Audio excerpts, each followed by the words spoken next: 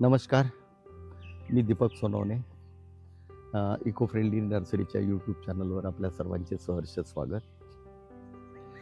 अ, आपण दरवर्षी गेल्या 10-12 वर्षापासून आपण वृक्षदर्शन, इको फ्रेंडली नर्सरी वृक्षदर्शन हा कार्यक्रम घेत असते. यंदाही घेतला होता, पण त्याला अल्प प्रतिसाद मिळाला. यंदा मात्र आपण जरा थोडंसं 3 आठवड्यासाठी हा कार्यक्रम घेत आहोत. साधारण फेब्रुवारी महिन्यात आपण हे उभं करणार आहोत. प्रामुख्याने यात सुगंधी वनस्पती, औषधी वनस्पती, फळझाडं, मसाले आणि दुर्मिळ झाडं असणार आहेत. तर त्यामध्ये वड, पिंपळ किंवा areca palm, bottle palm, foxtail palm ह्या वनस्पती असणार नाही. प्रामुख्याने दुपाची झाडं आणि बरीचशी काही दुर्मिळ झाडं जी आहेत, त्याचं आपण एक बॉटनीच्या लोकांना, आयुर्वेदाच्या लोकांना, युनानीच्या लोकांना किंवा ह्याच्यामध्ये ज्यांना ही माहिती हवी त्यांच्यासाठी हे प्रामुख्याने हे प्रदर्शन असेल. आणि सगळ्यात विशेष म्हणजे वृक्षदर्शन 2026 हा आपला शेवटचा कार्यक्रम असेल. कारण पुढच्या वर्षी आपण हे साधारण हा व्यवसाय आपण या व्यवसायातून बाहेर निघतो आहोत वयोमानाने. त्यामुळे ज्याला हे प्रदर्शन पाहायचं असेल, ज्याला ही माहिती हवी असेल आणि कोणाला यातली काही प्रजाती लागवडीसाठी हवी असतील तर त्यांना ती विकत घेता येतील. दुसरी गोष्ट, आपण या चॅनलला सबस्क्राईब करा. फेसबुक किंवा इंस्टाग्रामला असेल तर फॉलो करा आणि हे तारखेवर लक्ष ठेवा.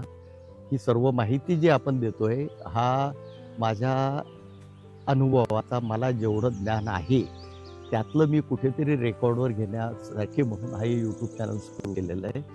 हा माहितीचा अमूल्य ठेवा. मला जेवढा माहिती आहे तेवढा मी पुढच्या पिढीसाठी म्हणून हा जमा करतो आहे. ज्याला कुणाला त्याच्यात इंटरेस्ट असेल त्यांनी चॅनलला सबस्क्राईब करा. शेतकऱ्यांसाठी आपण याच्यामध्ये महत्त्वाचा भाग जो आहे चॅनलचा, शेतकऱ्यांसाठी लागवड कशाची करावी, कुठे करावी, कुठल्या वातावरणात करावी, कुठली झाडं कुठल्या वातावरणात येतात आणि म्हणजे त्याचा कुठला पार्ट उपयोगी आहे. बरीचशी दुर्मिळ झाडं आहेत, धुपाची झाडं आहेत वगैरे. धुपाला सध्या मार्केट चांगलं आहे भविष्य.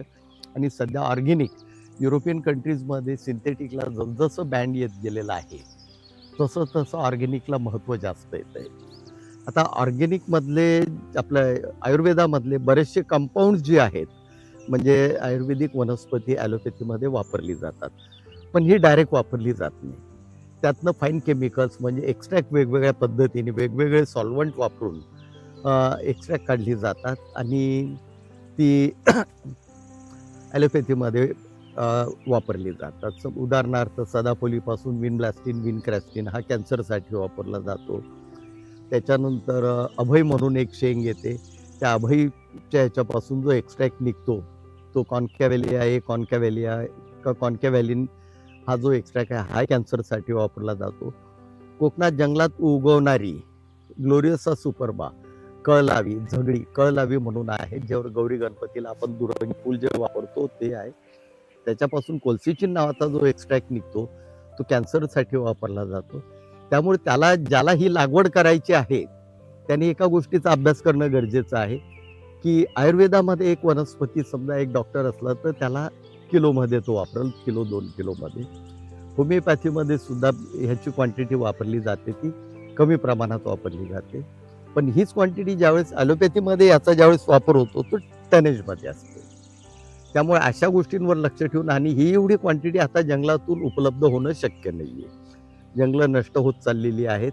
आपण आपला पारंपरिक ठेवा कुठेतरी जपावा. जंगलं नष्ट होत चाललेली आहे, आता आपण रोज पाहतोय. त्यामुळे ही आपली जी वनसंपदा जी आहे ही आपणच सांभाळायची आहे, पुढच्या पिढीसाठी सांभाळायची. आम्ही पुढच्या पिढीसाठी सांभाळली, तुम्ही तुमच्या पुढच्या पिढीसाठी सांभाळा. आणि ही माहिती योग्य वाटली तर चॅनलला सबस्क्राईब करा. फेसबुक आणि इंस्टाग्रामला असेल तर फॉलो करा. मित्रमंडळीत शेअर करा.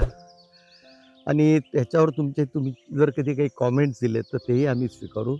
त्यातल्या त्यात आम्हाला ही जितकी जास्त माहिती देता येईल त्याप्रमाणे आपण देण्याचा प्रयत्न करतो आहे. धन्यवाद.